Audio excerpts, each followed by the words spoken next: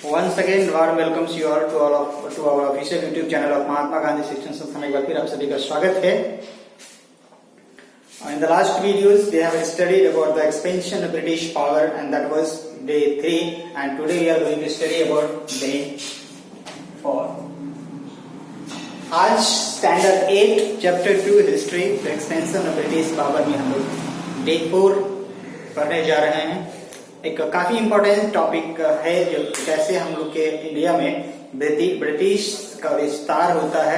तो वीडियो को पूरा देखिएगा, लाइक शेयर और सब्सक्राइब जरूर कर दीजिएगा। साथ ही साथ सब्सक्राइब बटन के बगल में बेल आइकन होगी, उसे आप प्रेस कर दीजिए ताकि हमारे सारे वीडियो का नोटिफिकेशन आपको जाता है। तो my dear students, without wasting our time, once again let's start our topic over here. Last class में हम लोगों ने पढ़ा था कि सिराजुद्दौला के बारे में कि सिराजुद्दौला कैसे बंगाल में ईस्ट इंडिया कंपनी को रोक दिया। वो जब रेवेन्यू या टैक्स पे कस्टम ड्यूटीज नहीं दे रहे थे तो सिराजुद्दौला ने उसका अपोज किया और कहा कि यदि आप पे नहीं करेंगे तो you can not expand your companies और ट्रेड इन इंडिया, आप नहीं एक्सपेंड कर सकते सर। तो दोनों के बीच एक युद्ध होती है। ये युद्ध की बात अगर कर लें तो the war was started between the armies of the British East India Company and the Sirajuddaula. उस वक्त 23 जून 1757, ये ईयर्स बहुत इंपॉर्टेंट है बेटा, क्योंकि एक सेंचुरी के बाद फिर सिपाही रिवॉल्यूशन होता है। भारत में एक बड़ा सा रिवॉल्यूशन था। 1757 में ये बैटल ऑफ प्लासी है और 1857 की अगर बात करें तो आपकी सिपाही रिवॉल्यूशन था, जिसमें मंगल पांडे का एक इम्पोर्टेंट रोल हुआ करता था उस वक्त। तो मतलब मंगल पांडे के बारे में एक मूवी भी है, तो आप उसको भी देख कर पता कर सकते हैं। तो 23 जून 1757 को दोनों ब्रिटिश आर्मीज जो हैं, ब्रिटिश आर्मीज और सिराजुद्दौला के आर्मीज, उस वक्त सिराजुद्दौला बंगाल में किंग हुआ करते थे, उनकी डायनेस्टीज जो थी उनकी शासन चलती थी, आधिपत्य था उनका। तो 23 जून को 23 जून को वो लोग इकट्ठा हो जाते हैं और दोनों में वार हो जाती है। ये कहाँ होता है? तो पलाशी में होती है। कहाँ होती है बेटा? ये पलाशी में होता है। देयर आर्मीज दिख रहा है, आई थिंक दिख रहा होगा। देयर आर्मीज मेट एट पलाशी, उनके आर्मीज पलाशी में मिले। उस वक्त जो ब्रिटिश के लीड कर रहे थे, ब्रिटिश के आर्मी को जो लीड कर रहे थे बेटा, उनका नाम था रॉबर्ट क्लाइव। ब्रिटिश के आर्मी को जो लीड कर रहा था, his name was Robert Clive. Robert Clive उनका नाम था। रॉबर्ट क्लाइव लीड कर रहे थे अपनी आर्मीज को। और उस वक्त इनकी तरफ से, मतलब सिराजुद्दौला की तरफ से अगर बात करें तो मीर जाफर था, उनको उन्होंने नवाब बनाया था बंगाल के ईस्टर्न साइड के इलाके का। जहां पर अगर बात करें तो मिदनापुर की बात करें, वर्धमान की बात करें, जो अभी भी है वर्धमान, हुगली के आसपास के इलाकों में इनको मीर जाफर को हेड बनाया गया था। इनको मीर जाफर को हेड बनाया गया था ताकि तुम लोग रेवेन्यू भी वसूलो, और वो उसमें कमांडर इन चीफ हुआ करता था। मैंने लिखना यहाँ भूल गया है। मीर जाफर की अगर बात कर बेटा तो मीर जाफर जो था वो कमांडर इन चीफ था। कमांडर इन चीफ थे। क्या था बेटा? Commander in chief. लेकिन ये मीर जाफर जो थे युद्ध करने से रिफ्यूज कर दिए। उन्होंने कहा मैं युद्ध नहीं करूंगा, वो युद्ध करने से इनकार कर दिया। तो उनके बदले में उस वक्त जगत सेठ हुआ करता था, जगत सेठ को वहां दिया गया, मतलब डिप्यूट किया गया इनके जगह पर। तो रॉबर्ट ये मीर जाफर की जगह पर जगत सेठ को कमांडर इन चीफ के पद पर अपॉइंट किया गया और वो लड़ाई लड़े। लेकिन दुर्भाग्यवश अनफॉर्चुनेटली सिराजुद्दौला की हार हो जाती है, वो पराजित हो जाते हैं। जैसे पराजित होते हैं तो मीर जाफर जो है वो ब्रिटिश ईस्ट इंडिया कंपनी के साथ जाकर मिल जाते हैं।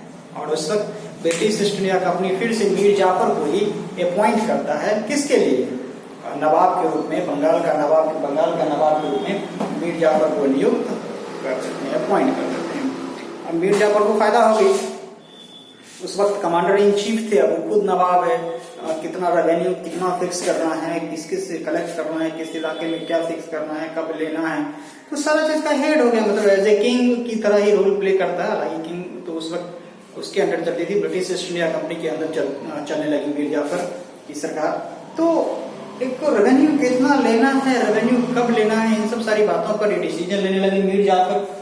और मीर जाफर बंगाल के नवाब हो गए। लेकिन नवाब बनने के बाद इसके बाद पूरे बंगाल में नहीं, बिहार, झारखंड, मतलब नॉर्थ ईस्ट इंडिया में ईस्ट इंडिया कंपनी ने अपने पांव पसारने शुरू कर दी और अलग अलग इलाकों में बहुत सारा संपत्ति एसेट्स को कलेक्ट कर लिया, गैदर कर लिया बेटा।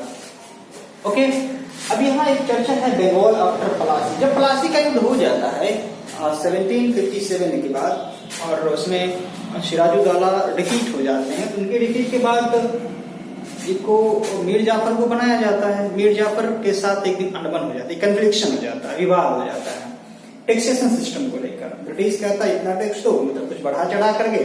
मीर जाफर उसको अपोज करता है, तो ब्रिटिश के अंदर था, ब्रिटिश ने उसको हटा दिया, उनके जगह पे अपॉइंट किया किसको, दूसरे व्यक्ति को जिनका नाम था मीर कासिम। मीर जाफर के जगह पर मीर कासिम को अपॉइंट किया। इनको बोला कि भाई इतने खजाने का हमको इतना रुपया वापस करो, but he was not unable to pay the money to the British. That's why British was replaced. The Bengal of Nawab and the new Nawab was Mir Qasim. Mir Jafar के बाद कौन बन गया, मीर कासिम बन गया। ओके, अब उसके पास पावर हो गया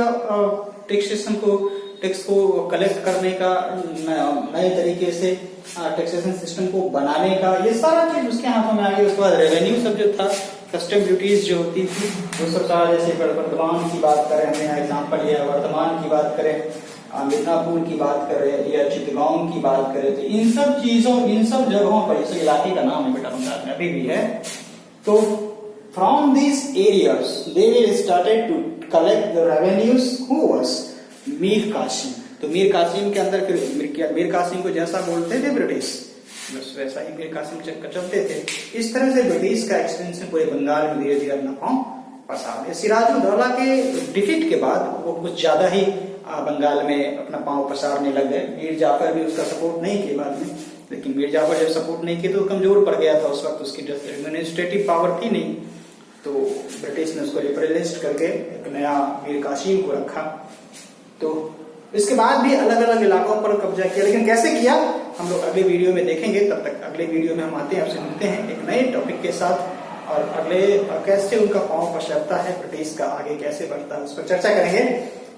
लेकिन वीडियो को समझने में यदि आपको कहीं कोई दिक्कत है बेटा, you must have to go upon comment box and you can comment to me. आप हमें कमेंट कर सकते हैं, आपको हम आंसर वहां देंगे। और हाँ, स्कूल के ऐप को यदि आपने अब तक डाउनलोड इंस्टॉल नहीं किया है तो उसको आप इंस्टॉल कर लीजिए। और अगर कोई प्रॉब्लम फेस कर रहे हैं तो आप हमसे कांटेक्ट कर सकते हैं, वहां आपका आंसर हेल्प करेंगे। ओके, तो मिलते हैं आपसे नेक्स्ट वीडियो में। तब तक आप सही मत जाइएगा, अपना ख्याल रखिए और घर रहिए, सुरक्षित रहिए, पढ़ते रहिए।